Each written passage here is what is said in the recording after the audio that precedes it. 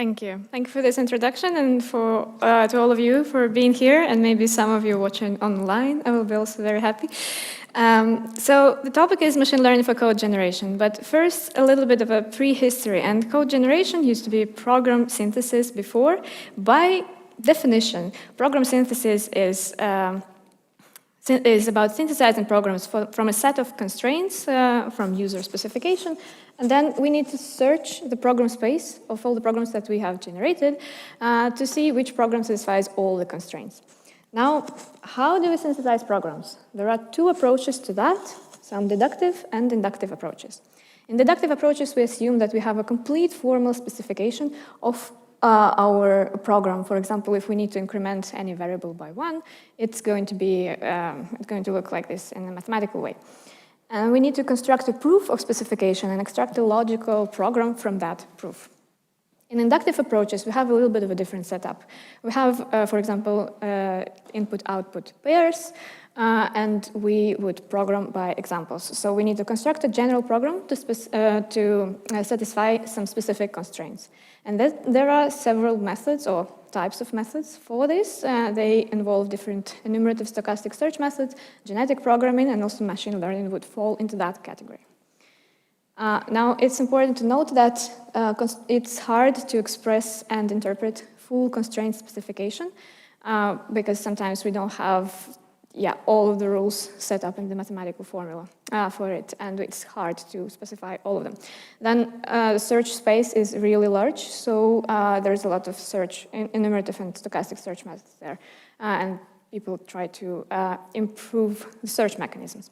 So that's a very brief prehistory, and it's important also to mention that it started maybe in 1960s, and now with development of natural language processing mechanisms and code and text generation mechanisms, we have moved mainly to machine learning. So yes, I will talk more about probabilistic language modeling, n-gram, and different neural network approaches, and then arrive at transformers, show what the improvements have been made with transformer, how we pre-train and then fine-tune the methods, and also see how it all ends up in the evaluation benchmarks. Now, as I said, code generation, which used to be program synthesis, is now generation of programs from instructions that are expressed in natural language. For example, in English. There is still a variety of tasks involved here. There are text-to-code, code-to-code, and code-to-text tasks. For example, when we generate code from docstring, it is generally called code generation. When we have code-to-code, for example, we start typing code in our IDE, and then we need to some method to autocomplete our code, then it would be code completion and the code-to-code task. Code-to-text task would be, for example, explaining what is done in the code or code summarization. One thing that helps transfer natural language processing methods to code language models is the naturalness hypothesis. That was proposed in 2012, and it states that software is a form of human communication. Software corpora, they have similar statistical properties to natural language corpora, and then and then those properties can be used to apply similar algorithms to software engineering tools. Now, also, naturally, we have natural language in code because we tend to have our function names and variables to be as expressive as possible so that other software engineers can understand our code. And that's what motivated the use of machine learning and natural language processing and also language models for software engineering. That is abbreviated with this 4 in the middle. So before actually feeding our code into a natural language processing algorithm, we need to represent it. And first, we start with this a little bit blurry code line, but we need to translate it somehow to vectors because natural language and neural methods, machine learning methods, they work with vectors. So we need to arrive from this code line to some vectors. That's what we are going to do now. And what is naturally done in language modeling is tokenization. So we split our code line into subwords or words that are most frequently seen in the training corpus. Then we need to associate vectors with those subwords. But how are we going to do this? That's where probabilistic language modeling comes. The task of language modeling is to assign the probability to a sequence of words 1 to n, to estimate it, for example, using the chain rule of probability. Then we can go from this notation to estimating the probability of the next word given the previous ones. And here where a famous citation counts that you shall know the word by the company it keeps. So based on the context, we can derive what is the next word, because we have a large corpora. And we can use a count-based approach. That would be a simplistic, very first one. And that would use maximum likelihood to to estimate based on the count of how many times the word, let's say 5, appears in the corpus with words 1 to 4, and divided by the number of times that the words 1 to 4 are visible in the corpus. But it's also possible to initialize, and that is, for example, called n-grams when we have several words together. But how do we arrive at the vectors here? So if we use neural methods, if we apply several, for example, fully connected layers, or if we apply some neural network layers, and then we can first randomly initialize those vectors, then we would optimize our network to find the most probable next word, and then while training our methods for this, for this objective, the vectors will be also trained. So they will be updated from the random initialization to the vectors that would be called embeddings. So for each token, we will have a vector mapping, token vector mapping, and those will be called embeddings. And that will be a byproduct of what we have been training the model for. So we're training it for predicting the next token, but as a byproduct, we got our vector representations. Now, we have distributed representation of each token. And here distributed means that it's not that every position in the vector stands for example, color, or whether it is syntaxes, or whether it's like an actual word, but the meaning of the whole token is distributed across different elements in the vector.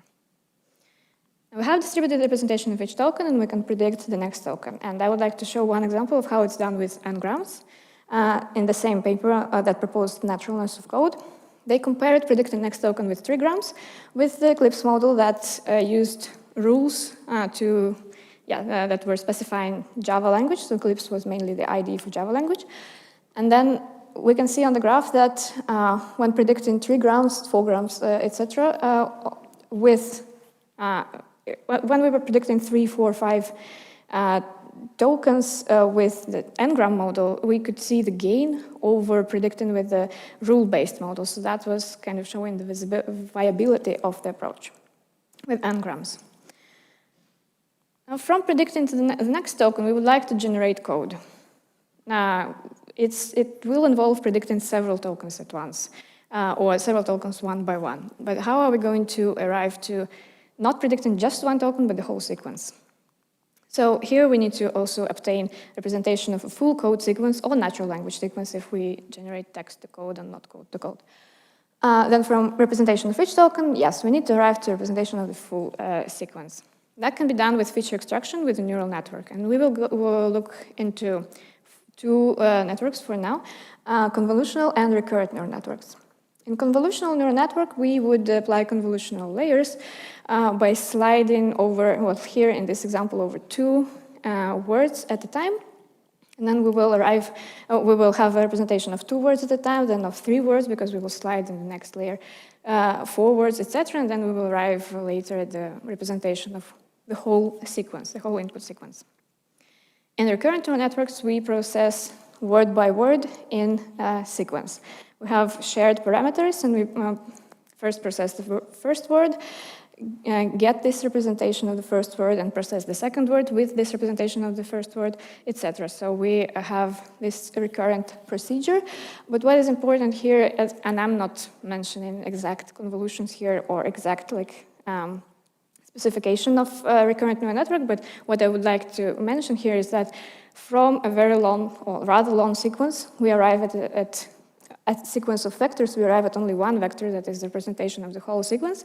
And for example, in recurrent neural networks, we lose because sequences are long, at the time when we already arrive at the end of the sequence, the meaning of the first word may be a little bit lost or diluted because of so many operations that have been performed afterwards.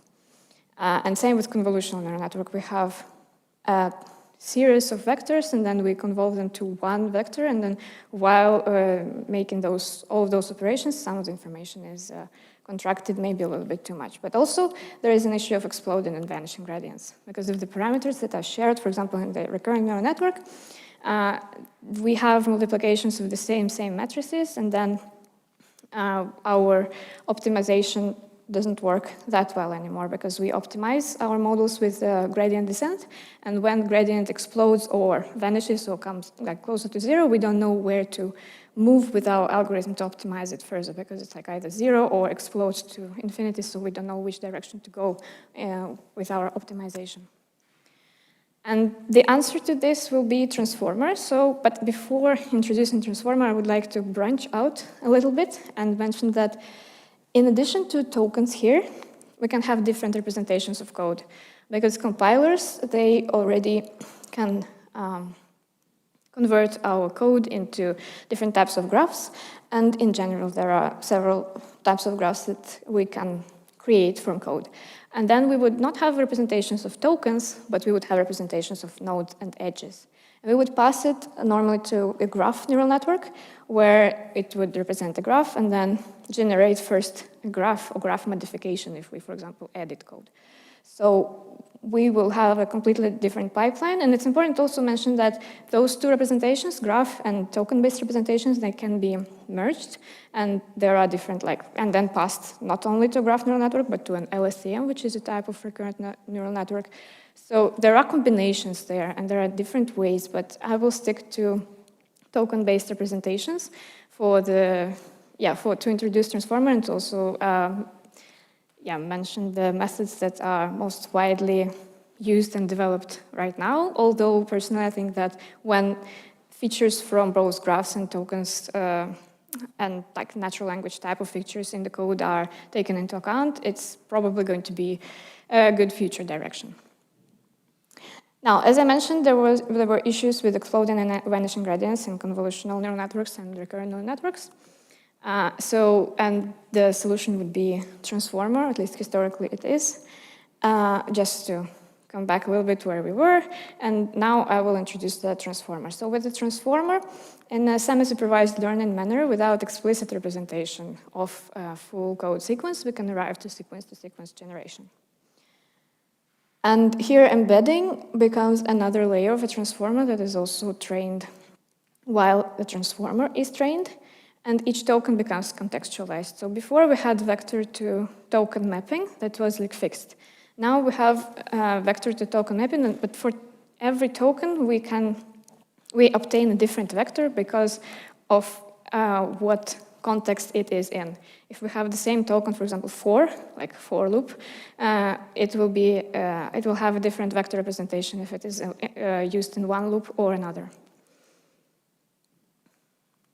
So transformer, yes, they overcome vanishing and exploding gradients because they use attention. Transformers have like very high level overview here. Of course, transformers have encoder part and decoder part. So on the left boxes are encoder part, right boxes are decoder parts. They were proposed with the attention mechanism and initially for neural machine translation. So let's imagine here on the example on the right, we have on the top, let's say, it's in English, of course, but if it was in I don't know, French or Swedish, then we would compute lines here on this picture would symbolize attention weights that are computed according to this formula, attention weights of each output token to all of the input tokens that we have. Here the tokens are actual words, and it would show English to English sequence, but in any case, so here word making pays more attention sort of for the neural network that needs to predict the word making would pay more or less attention to different other words in the input sequence. And the improvement here is that all the tokens in the bottom, they are processed in parallel, and so those attention weights here, they can be processed in parallel. It's not that we stack, as we were stacking in the recurrent neural network, word by word to one neural network. We are processing those attention weights in parallel, and that is useful for hardware, and we can train larger networks faster, although we still need a lot of compute for training them. So it scales well, and as I mentioned, it was originally created for neural machine translation. Now, as I said, the encoder and decoder parts can be used separately. So in encoder part, we actually, with the encoder part of transformer, we can get a very useful representation of code, and then classify code into, I don't know, buggy, not buggy code, or sentiment classification, natural language processing, and there are methods based on encoder only in natural language and software engineering. Encoder-decoder is the classic architecture, and it both represents this input sequence and also generates output sequence. Also has a lot of models that are built according to this architecture. Decoder-only methods are more, so let's say, widely used nowadays. They generate output sequence without explicitly or without representing input with an encoder. So we can omit the encoder layers and then use only decoder layers, but maybe more of them. And yeah, we can create text or code sequences from text or code sequences with those models, depending on how they are pre-trained and fine-tuned. So, for example, those GPT and Codex model, and Code Llama as well, they are based on decoder-only architectures. So decoder-only architectures are more widely used, and in different surveys, we can also see the number of papers is like really larger for decoder-only models. Now I will look a little bit into how the transformer model is pre-trained and fine-tuned, and whether it is always needed or not. Well, probably yes. And then for evaluation, I will go first through metrics and then to benchmarks. But first about pre-training. So transformer and in general machine learning models would be trained in two steps. One is training on a general task, and then the second would be fine-tuning, where we train on a specific task. So the goal of the pre-training is to have a general language understanding and predict the most likely next or missing token, masked token, for example. As a source, we would use generic texts or code bases, and we would pass it to an encoder, decoder, or a decoder-only method. In fine-tuning, we would use maybe curated dataset, and the domain-specific data, we would use either only transformer or plus like an additional reward model, depending on the fine-tuning that we use, and I'm going to explain it a little bit more later. But then we would like to improve performance on some specific tasks on our domain-specific data, and more recently also align with human knowledge and values, although that's a debatable topic. So for pre-training, we have the goal of general language understanding. And let's imagine we have this small function that greets a person based on his or her name. And we have three major objectives, and there are variants thereof, but I would like to introduce those three, and then, for example, denoising objectives could be modifications of one of those. So in masked language modeling, causal language modeling, and fill-in-the-middle objective, we need to predict next token of several tokens, one by one, but in different manner. So here in masked language modeling, we mask only one token. And for example, here is print, the word print is masked, and we would need to predict it. So we would ideally want our transformer to be optimized to output the probability, the distribution over all tokens in the vocabulary, and output the highest probability for the word that we need. Then here, it's important to mention that it's only one word that is masked with a certain frequency across our coding corpus or text corpus. Now, although it's just one word masked, yes, so we so here we don't need any explicit labeling from like human labeling, because we can use text and code corpora as they are, because we have these labels or signals already from the corpus. So we don't need to write something extra together with this function. We can already mask something inside this function and use this corpus for training as it is. So it saves a lot of effort on having data for training.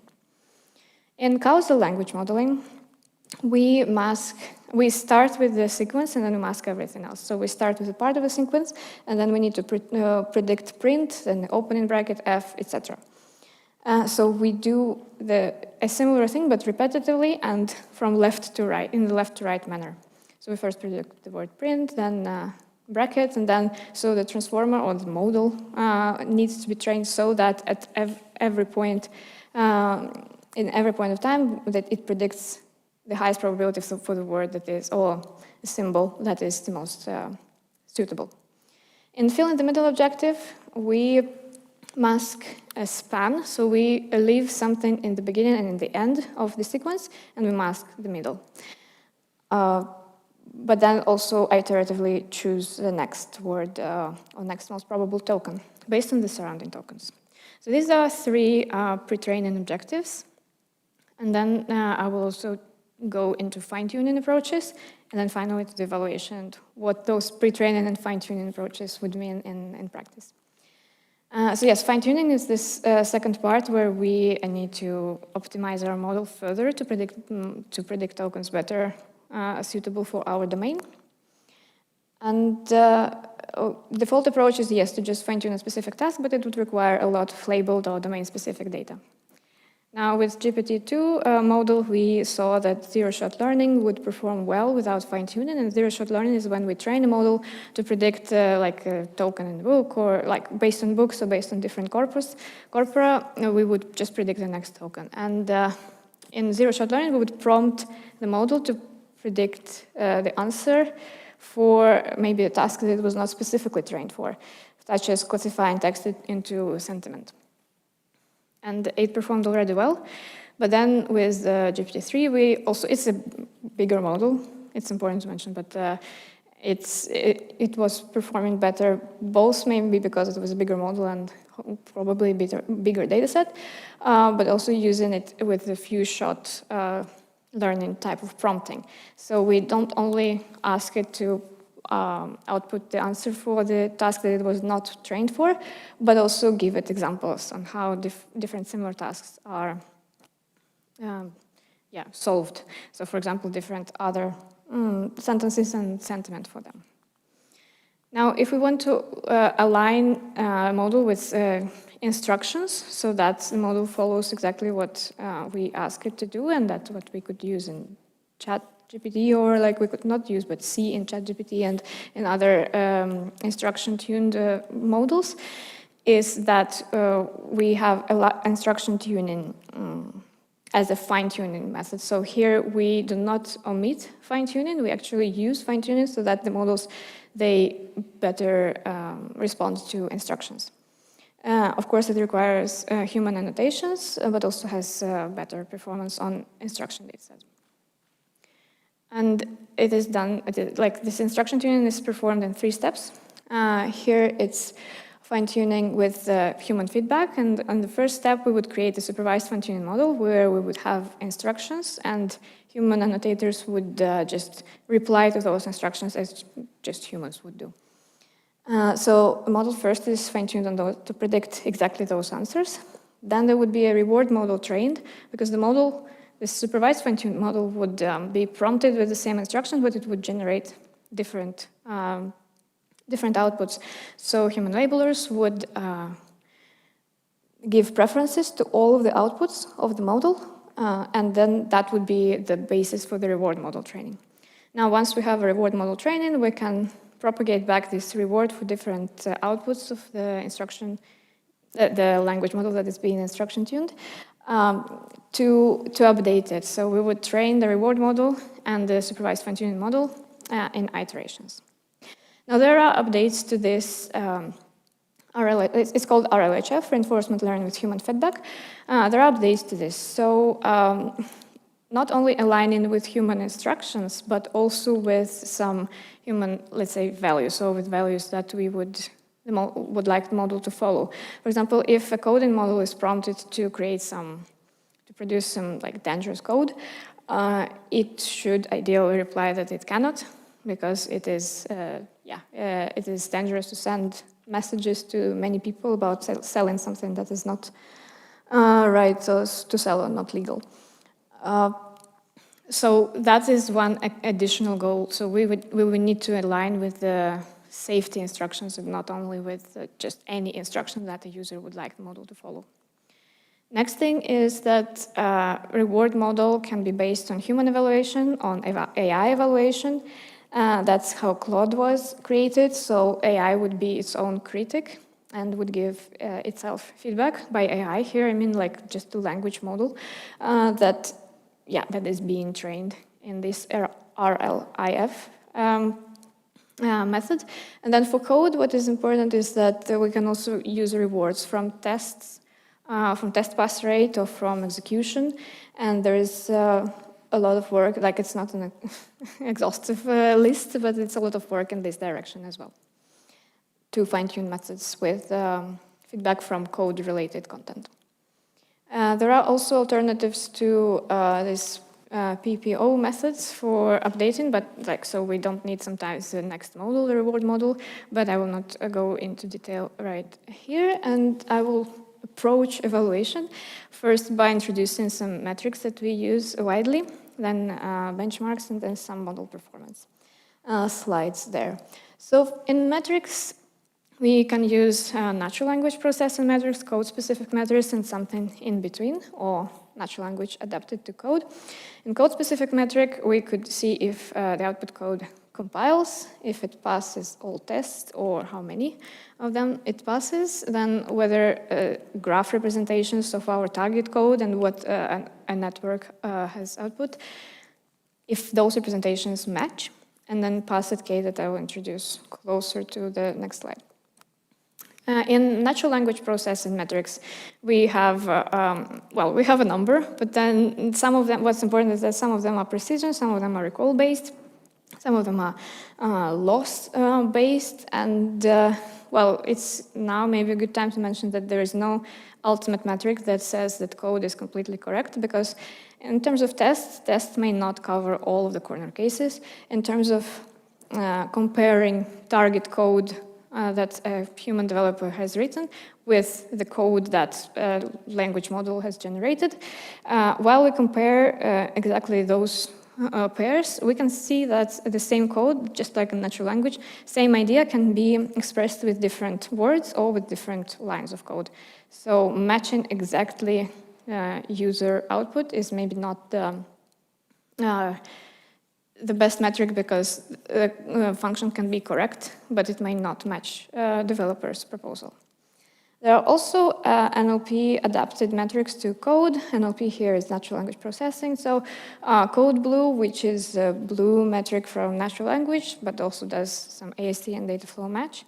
And the Ruby metric, where I will not maybe go into detail right now, but passed K is something that I'm going to show. And I would like you to understand that is probability of having 100 test pass rate from any K generated samples. If we generate N samples that are more than K, and then when we randomly pick K samples from our generation, what is the probability that they pass all of the tests? That's what passed K shows. Now, benchmarks. So there are many benchmarks already. HumanEval was created as a held-out data set on which, let's say, Codex model was not trained. But now there is, of course, a problem of data contamination. But first, there are HumanEval and mostly basic Python programming benchmarks. They were originally in Python, but then translated to other languages as well. And they are of entry-level difficulty. There has been research into more difficult tasks, such as code competition tasks, also solving GitHub issues, so from the issues generating code and committing it to repositories, but also to overcome this data contamination issue. So it's the issue when models are exposed to those benchmarks in their training data. And then in this case, models can score high on those benchmarks, but still it doesn't mean that much about the code language model ability. It means that it just has seen those benchmarks in the training set. So this live code bench, and there are other benchmarks as well that include evolving programs or evolving tasks. For example, lead code tasks, they get announced or released rather frequently, and so for those coding tasks, we can check how our models perform on those coding tasks, and hopefully make sure that models have not seen these tasks in the training data, unless they are trained so frequently. So there are approaches to improve benchmarks, but there is also ongoing research. And now to how language models perform. And I will, there's more data, of course, on human eval, although I mentioned this data contamination problem. But for example, Codex model is GPT-3 trained on a lot of Python code and then other code as well. It was released in 2021 and performed at around 30% pass at K. Now, maybe I will just highlight some of the models. Code Llama is Llama 2, trained on code, and it scores higher, but it's been like maybe 2 years of research, and it's a different company, different maybe architecture, and some updates in Llama that are made on top of GPT type of models, or decoder type of models. Then we also have Gemini Ultra and two other models that I would like to pay attention to here. That there are 34 billion parameter models that are Llama, for example, called Llama, but also 1.3 billion parameter models that are smaller, and they are trained, 5 models that are trained on carefully curated data. So the data that goes in is better, and then we have better performance with a smaller model. And for the leading model here, DeepSeek Coder, it is trained on a lot of code, like many more tokens of code and in many programming languages. And also DeepSeek Coder instruction fine-tuned, so the next step would be performs even better, so higher than 80. But then also since January 2024, there has been some more improvements, and then on human eval, we already now have like Claude 3 performing even better, but that also does not exclude this data contamination problem that I already mentioned. So probably Claude 3 was already trained on some human eval data. And that's why it's important to develop more benchmarks. Now I will go to the tools. So those models for both, some of them are available in IDE, some of them are not. But here in practice, we have tools for developers for software engineering. For example, Tab9, Telecode, we know Copilot that is available as an IDE plugin, but also in a chat mode. And here I just wanted to list them to mention that it's a very rapidly developing field, and it also has its applications already there in practice. Now, maybe concluding with some challenges and ethical considerations, so mentioning them. Architecturally, there are some challenges for processing the whole repository with multiple files. We need to process longer contexts, so predict the next token on much longer input lengths. And there has been some research in rotationary positional embeddings, but also more research probably needs to be done there. It's challenging to fit large models to available compute, and that's where maybe more on hardware there is research on model and data parallelization, but also on like how to train and distribute the models while training, and also while inference. Models require a lot of resources for training and usage, and it's important to take into account the scaling laws, where first the trend was to create larger and larger models, but maybe not take care of that, how much data goes in. But then there are scaling laws that mention that for the same amount of compute, we can have smaller models, but larger data and have better results. So that's the Chinchilla paper, for example, but I'm not mentioning it here somehow. So scaling laws need to be taken into account while training the models and designing the models. So yes, in terms of training, there can be lack of instruction data. That's why there are those RLAIF, so AI feedback for themselves, and there are also methods on self-instruct, self-debug in terms of code, and other methods that provide feedback from the models themselves. For data quality, we already saw that 5 models that were 1.3 billion parameters compared to 34 billion parameters called Llama, they performed well on carefully curated data, and that also draws attention to research in data quality. In terms of evaluation, I have mentioned several times data contamination, and I also noted the recent paper on generalizational memoization, where the models, they learn distribution of tokens, right, based on the context.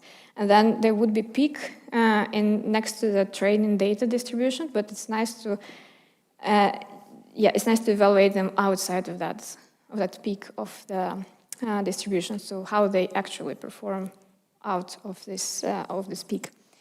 Also, there are many natural language processing and code-related metrics, but there's no ultimate metric that would say that this code is correct. For example, correctness is also shown in some papers on code generation, and then there would be human evaluators who would, like software engineers, for example, would evaluate all the outputs of code, but it doesn't scale well in case we have like more than 100 problems or many regenerations of the same problems. So there needs research to be done and evaluation metrics. Repeatability of results or language model determinism is another challenge.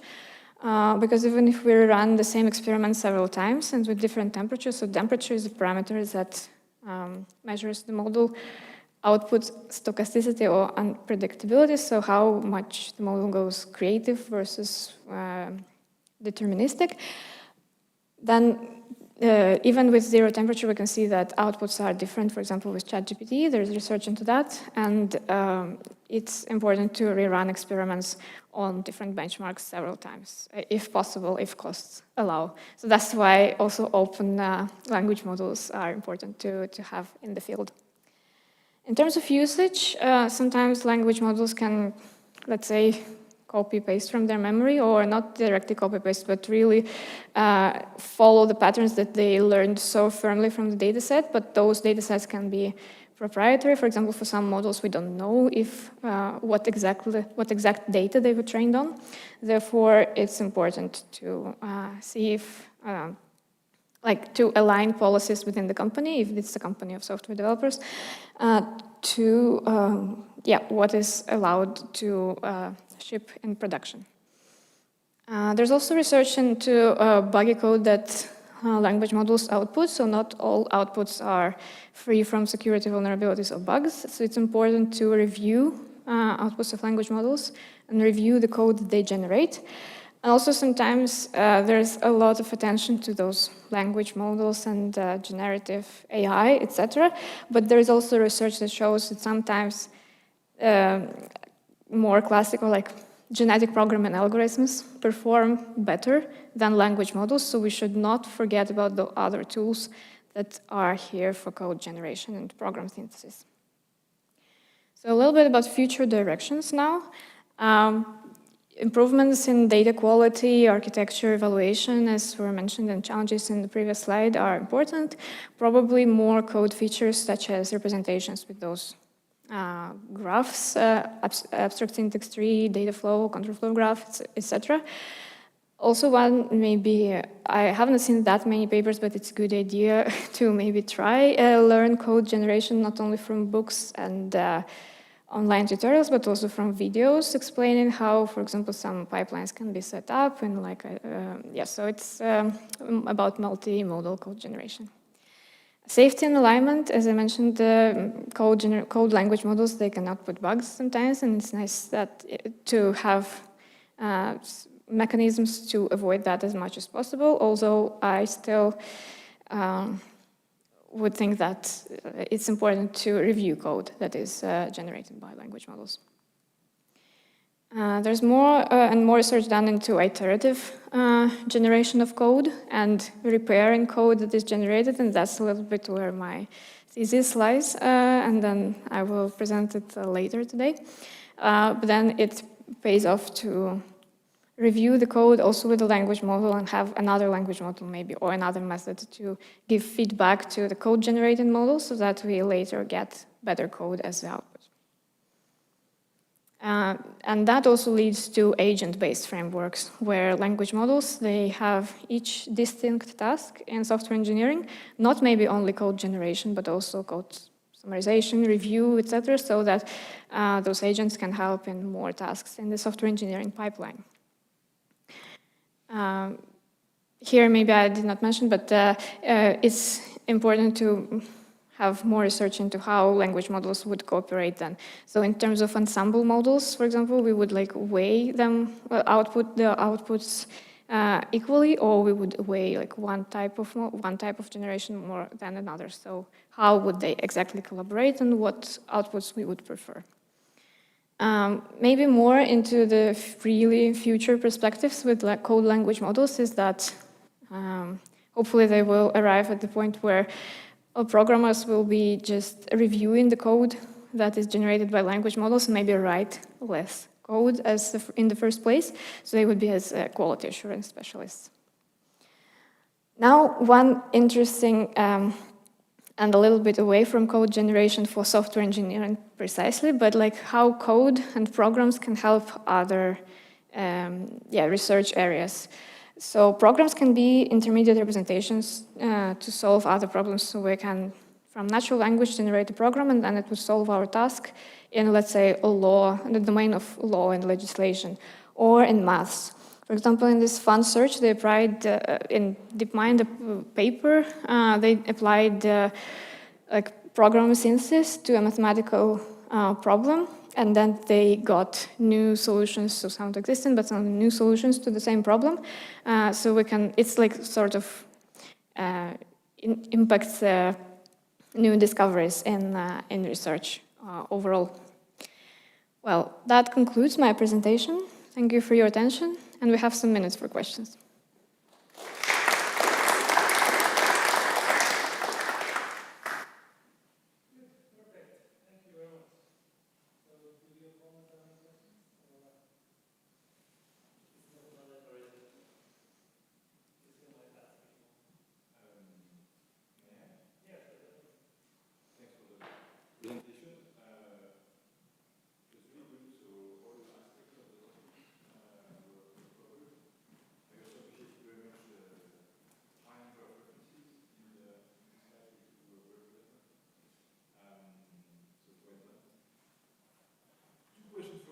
Yes.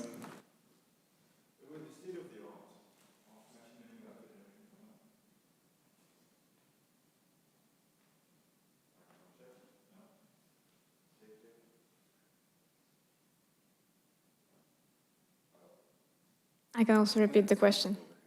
Yeah. Oh, yeah.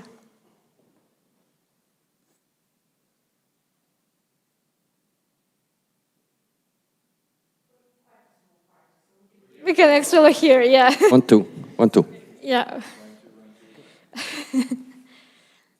Microphone check. Yay, it works. Thanks for the great talk.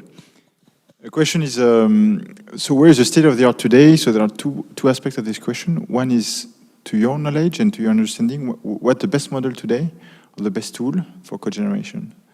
So let's start with that question first.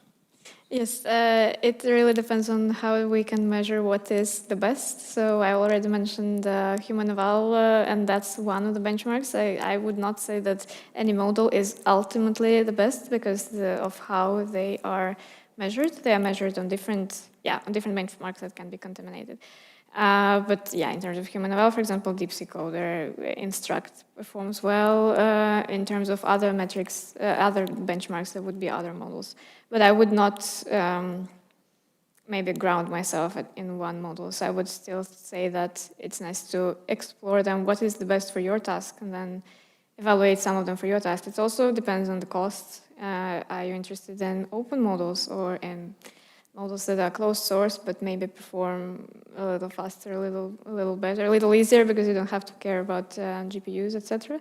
So what is the best is is a very wide question. We have different criteria for identifying what's the best. I don't know if it answers your question. No, it doesn't. No. So just assume that I'm head of machine learning at a big tech company. I want to recruit you, but you've just gotten a PhD from the University of Oslo. And we really want to start a project right now to do code generation. So we do need to choose a model. So we know it's not the absolute answer, but we need to choose the first model to experiment with. Which one would it be? You're really challenging me here in choosing only one model. I would still start with several, but I would start with Claude because of how it has the interface where we have interpreter next to the chat, so we can see faster how it performs already. And I would also check, GPT O1 that has like promising now, and also code models that models that are created specifically for code, like I already mentioned, DeepSeek Coder. So there are several. I would still do research into those. Okay, thanks. And no, the other question is related. Is when you say code generation at large, it means everything from a single line to hundreds or thousands of lines of code. So where is the state of the art today? What can we generate with machine learning? Yeah, we can generate full functions. That is what we have benchmarks for. We can generate, also suggestions for debugging. That would be several lines of code. We can now generate up to maybe, because of the token length that is like now more permissive for, I'm now referring to like what we have seen in our experiments with like GPT models. That can be up to a small file or a file, but I would be more sure on the function level. Okay, thanks a lot. Thank you.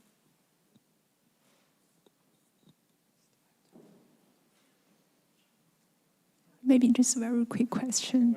Yeah. Just the answer for you, I would say DeepSeek Coder 2, because they now have the second version. I think that probably performs the best. Yeah. And a very quick question, a very high-level question, actually. But before seeing that, I think it's a really good talk, and it's very comprehensive. And it's mostly from the angle of the AI community, right? Yes, like, true. Yeah. So my question is like, what do you think is the role of the software engineering community in this direction? The role of the software engineering community in code generation. I would say in software engineering, two things that come to mind. Really, first one is that model developers, they wouldn't really value feedback from software engineers. What suggestions are more readable, maybe more useful for their actual work. So providing like data sets or maybe feedback, and then volunteering for evaluating outputs of those models will be good. Good to have from software engineers. And the second one is what task they would use most, or defining the tasks that are of the highest priority. So code generation, yes, it's a very wide topic, but what exactly do we really want debugging to be prioritized? Do we want like code review to be prioritized? So what is the type of the tasks that need to be prioritized? And also software engineers, those are optimizing code and optimizing the training of language models, etc. So there are many software engineers that work on, on those topics, I think. Okay, perfect. Then I guess we conclude the trial lecture, and then we come back here at 1:15 p.m. to see the actual events. Okay. Thank you. Thank you, everyone.